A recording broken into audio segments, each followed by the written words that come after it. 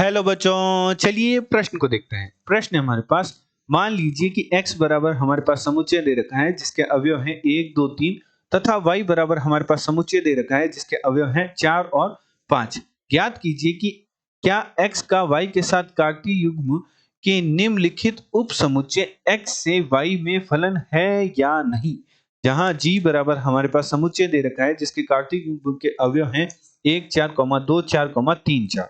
चलिए सर्वप्रथम हम प्रश्न के लिए मुख्य अवधारणा लिखते हैं। मुख्य अवधारणा मुख्य अवधारणा में हम सर्वप्रथम फलन को परिभाषित करते हैं। यदि किसी समुच्चय A के प्रत्येक अवयव को किसी संबंध द्वारा समुच्चय B के किसी विशिष्ट अवयव से संबंधित किया जाए तो इस प्रकार का जो प्रतिचित्रण है वह एक फलन की परिभाषा को संतुष्ट करता है। उदाहरण के तौर पर मान लीजिए हमारे पास एक समुच्चय है A जिसके अवयव हमारे पास है 1, 2, 3 और हमारे पास एक समुच्चय है B जिसके अवयव हमारे पास है x, y और z। मान लीजिए कि 1 का प्रतिबिंब है वह y पर है, 2 का प्रतिबिंब z पर है और 3 का प्रतिबिंब x पर है। तो इस प्रकार A समुच्चय से B समुच्चय में हमारे पास संबंध दे रखा है जिसे हम f द्वारा परिभाषित करते हैं। तो जो हमारा f है वह एक फलन है एवं फलन f के लिए A समुच्चय के जो अवयव है वह प्रांत का कार्य करेंगे और B समुच्चय के अवयव है वह सह प्रांत का कार्य करेंगे। तो यह हमारी एक फलन है।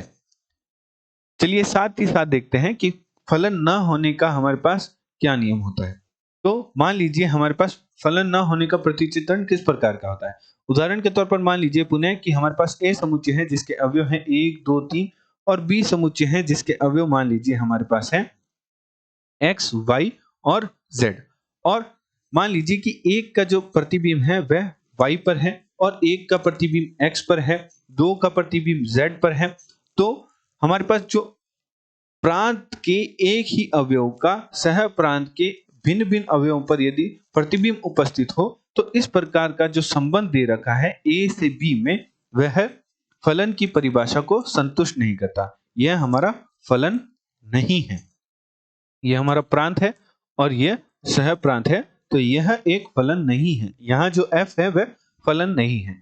साथ ही साथ यदि यदि प्रांत सह प्रांत के एक ही अवयव का प्रांत के भिन्न भिन्न अवयवों पर पूर्ण प्रतिबिंब उपस्थित हो तो इस प्रकार का जो प्रतिचित्रण है वह फलन की परिभाषा को संतुष्ट करता है, जिसका प्रतिचित्रण कुछ इस प्रकार होगा।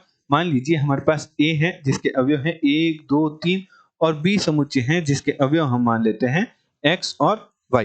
मान लीजिए कि 1 का प्रतिबिंब है वह x पर है, 2 का प्रतिबिंब भी x पर है और 3 का प्रतिबिंब y पर है।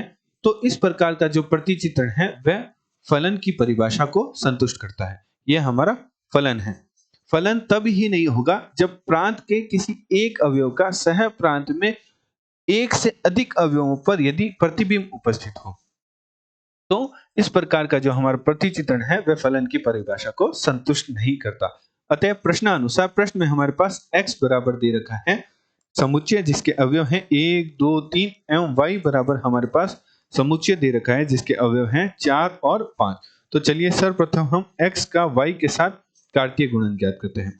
तो x का y के साथ जब हम कार्तीय गुणन करेंगे तो हमारे पास समुच्चय के कार्तीय युग्म जो हमारे पास प्राप्त होंगे उसमें कार्तीय युग्म का जो प्रथम अवयव है वह x के समुच्चय के अवयव से लिया जाएगा और द्वितीय अवयव है वह y के समुच्चय के अवयव से लिया जाएगा। तो हमारे पास कार्तीय युग्म के अवयव प्राप्त होंगे 1, 4, 1, 5, 2, 4, 2, 5, 3, 4 एवं 3, 5। तो ये हमारा x का y के साथ कार्तीय युग्म प्राप्त हुआ। एवं प्रश्न में हमें g बराबर एक समुच्चय दे रखा है और हमें ज्ञात करना है कि जो हमारा g है वह हमारे पास फलन है या नहीं। तो g बराबर हमारे पास समुच्चय दे रखा है, कार्तीय युग्म का समुच्चय दे रखा है जिसके अवयव हैं 1, 4, 2, 4 और 3, 4। 1, 4, 2, 4 और हमें दे रखा है 3, 4। तो यदि हम प्रतिचित्रण करें तो जो युग्म का कार्तीय युग्म का जो प्रथम अवयव है वह x के समुच्चय के अवयव होंगे अर्थात 1, 2, 3 और जो द्वितीय अवयव है y के समुच्चय के अवयव होंगे जो कि हमारे पास 4 है। तो 1 का जो प्रतिबिंब है वह 4 पर है, 2 का प्रतिबिंब भी 4 पर है और 3 का प्रतिबिंब भी 4 पर है।